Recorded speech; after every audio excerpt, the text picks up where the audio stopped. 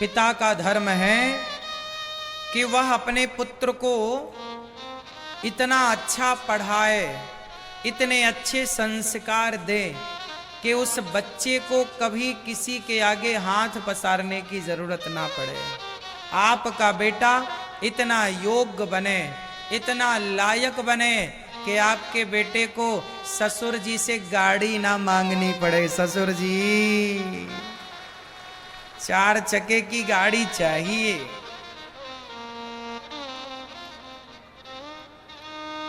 Four wheeler चाहिए।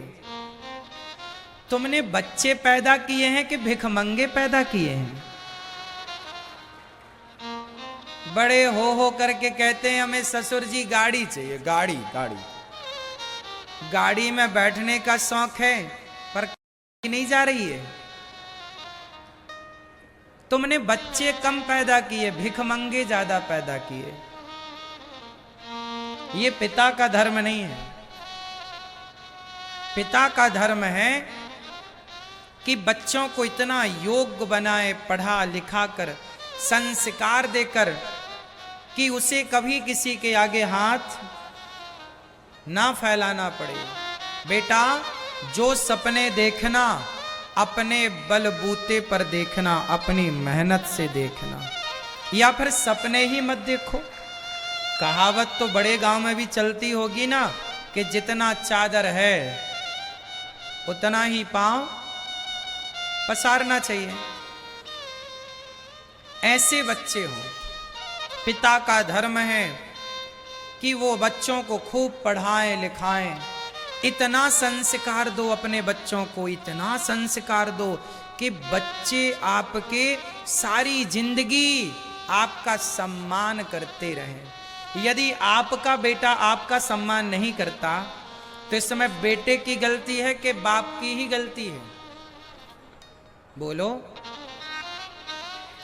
यदि तुम्हारा बच्चा तुम्हारा सम्मान नहीं कर रहा है, तुम्हें गिलास भर पानी नहीं दे रहा है, तुम्हें बुढ़ापे में 2 वक्त की रोटी नहीं दे रहा है, तो इसमें बच्चे की गलती नहीं है।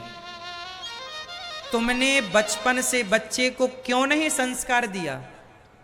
क्यों नहीं ऐसी? अरे भाई, एक मंदारी बंदर को ऐसे पढ़ाता है कि मंदारी के इशारों पर बंदर नाचता है। क्यों जी, ये बात सही है कि गलत है? मंदारी के इशारों पर बंदर नाचता है। जैसे बंदर को नचाता मंदारी डमरू बजा के, जैसे नचाएगा बंदर वैसे नाचेगा। यदि बंदर मंदारी के वश में हो सकता है तो संतान माता पिता के वश में क्यों नहीं हो सकती भाई? जितनी मेहनत मंदारी ने की बंदर को वश में करने के लिए, आपने इतनी मेहनत क्यों नहीं की? अपने बच्चों पर ध्यान क्यों नहीं दिया? संस्कार के बीज क्यों नहीं बोए? यदि बिगड़ा तो जिम्मेदार आप ही तो हैं। तुम्हारा बेटा तुम्हें रोटी नहीं देता, तुम्हारा बेटा तुम्हें बुढ़ापे में पानी नहीं देता, तो आपको नहीं लगता कि आपकी भी गलती है? कहां कमी रह गई आपसे? कहां कमी हो गई? चाणक्य के श्लोक लिखते हैं आपके लिए, पिता के लिए, मां के लिए। चाणक्य कहते हैं, माता शत्रु पिता वैरी, ये न बालो न पाठिता, न शोभते सभा मध्य हंस मध्य वको यथा। जैसे हंसों की सभा में कौआ शोभा नहीं पाता, जैसे हंसों की सभा में कौआ शोभा नहीं पाता, ऐसे संस्कारियों की सभा में, संस्कारवानों के बीच में कुसंस्कारी गलत व्यक्ति शोभा नहीं पाता। इसलिए अपने बच्चे को केवल ABCD मत पढ़ाइएगा, A for apple B for ball ही ना पढ़ाइएगा, बच्चों को संस्कार दीजिएगा। भारतीय संस्कृति सिखाइएगा कि किस तरह मातृ देवो भव का पाठ पढ़ाइए अपने बच्चों को। मां भगवान होती है, ये पढ़ाओ। मातृ देवो भव, पितृ देवो भव। हमारे यहाँ 4 पाठ हैं वेद के। मातृ देवो भव, पितृदेवो भव, अतिथि देवो भव, आचार्य देवो भव। माता पिता भगवान है, माता भगवान है, पिता भगवान है। आप अपने बच्चों को ये क्यों नहीं पढ़ाए? गीता के श्लोक क्यों नहीं पढ़ाए? रामचरितमानस क्यों नहीं पढ़ाई? राम और भरत का प्रेम पढ़ाया होता तो तुम्हारे बच्चे आपस में लड़ ना रहे होते, राम और भरत की तरह प्यार से रह रहे होते।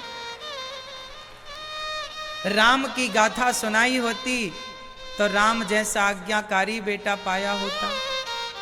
इसलिए पिता का धर्म है कि केवल बच्चों को जन्म दे दिया और बस भूल गए, नहीं। बेटा कहाँ जा रहा है, कब आ रहा है, किससे मिल रहा है, किन के साथ बैठ रहा है, इस पर भी पिता को ध्यान देना चाहिए। क्यों जी, देना चाहिए कि नहीं? आपका बेटा किन लोगों के साथ बैठता है? क्योंकि जिन लोगों के साथ बच्चे बैठते हैं उनका आचरण जीवन में आता है। फर्क देखिए ना,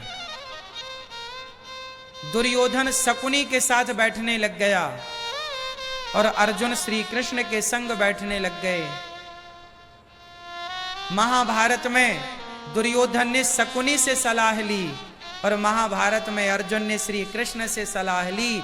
जीवन में जितना बढ़िया सलाहकार होगा, आपकी विजय उतनी बढ़िया होगी, आपका यश उतना बढ़िया होगा, आपकी कीर्ति उतनी बढ़िया होगी। इसलिए कहता हूं, एक बढ़िया सा सलाहकार होना चाहिए। सलाहकार कौन? एक पिता से बढ़िया सलाहकार कोई नहीं हो सकता, एक गुरु से बढ़िया सलाहकार कोई नहीं हो सकता। कहीं शकुनी जैसे लोग आपको सलाहकार के रूप में ना मिल जाएं, कहीं मंथरा जैसे लोगों से आप सलाह ना लेने लग जाएं। यदि सलाह देने वाली मंथरा हुई और सलाह देने वाले शकुनी हुए, तब तो सर्वनाश निश्चित है। इसलिए अपने बच्चों को देखिए कि वो किन के साथ उठ बैठ रहे हैं। कहीं गलत संगति में तो नहीं चले गए, क्योंकि गलत संगति में एक बार बच्चा चला गया तो फिर सुधारना आपके बस का नहीं है, फिर वो आपकी सुनेगा ही नहीं। आज 100 में से 99 बच्चे अपने माँ बाप की कहां सुनते हैं। हर माँ बाप बोलते महाराज जी बच्चा सुनता नहीं है, तुम्हारी सुनता ही नहीं है। किसकी सुनते हैं? दोस्तों की। इसलिए मैं आपसे एक बात और कहूं, शास्त्र कहते हैं कि माता पिता को चाहिए कि जब बेटे के पांव का जूता पिता के पांव में फिट आने लग जाए, माँ के पांव की चप्पल बेटी के पांव में बिल्कुल फिट आने लग जाए, तब माता पिता मत बनो, फिर अपने बेटा बेटी के अच्छे दोस्त बन करके रहना सीखो। बच्चे माँ बाप की सुनते हैं कि दोस्तों की सुनते हैं? जोर से, जोर से। दोस्तों की सुनते हैं ना? तो फिर आपसे मेरी प्रार्थना है कि आप ही अपने बच्चों के सबसे बढ़िया दोस्त बन जाइए। आप पिता ही बने रहते हैं सारी जिंदगी, आप माँ ही बनी रहती हैं सारी जिंदगी। शास्त्र कहते हैं 5 साल तक 10 साल तक बच्चे के माँ बाप बन के रहो, और जब बच्चे का पाँव इतना बड़ा हो जाए कि आपके जूते का नंबर बच्चे के जूते का नंबर 1 हो जाए, तो फिर बच्चों के पिता और माँ बनकर नहीं, बच्चों के अच्छे दोस्त बन करके रहो। अच्छी बातें करो, हर बात करो। माँ को माँ बन के नहीं रहना, बेटी की सबसे बढ़िया दोस्त बन के रहना। यदि माँ ही दोस्त बन जाएगी तो उसे बाहर दोस्तों की तलाश नहीं करनी पड़ेगी। यदि पिता ही दोस्त बन जाता है तो उसे बाहर दोस्तों की तलाश नहीं करनी पड़ेगी, और कहीं बाहर गलत दोस्त मिल गए तो तुम्हारे घर में आग लग जाएगी। हाँ या ना? कितने लोग मेरी बात से सहमत हैं? फॉलो करो फटाफट इस बात को। क्या बनेंगे आज से बच्चों के? क्या बनेंगे? दोस्त। बच्चों के कंधे पे हाथ रख के चलो। तुम हमारे दोस्त हो, पूरा दोस्त की तरह व्यवहार, भूल जाओ कि आप पिता हो। यदि बच्चों का भला चाहना हो तो मेरी बात अपनाना, वरना मर्जी आपकी। ये हम नहीं कह रहे हैं, पालयेत पंचवर्षाणी, शास्त्र प्रमाण है इस बात का। तो धर्म बहुत बड़ी चीज है। आज का समाज, आज के लोग धर्म को नहीं जानते, जिसके कारण उनकी बड़ी हानि होती है। धर्म को ना जानने से लोग गलत काम करते हैं।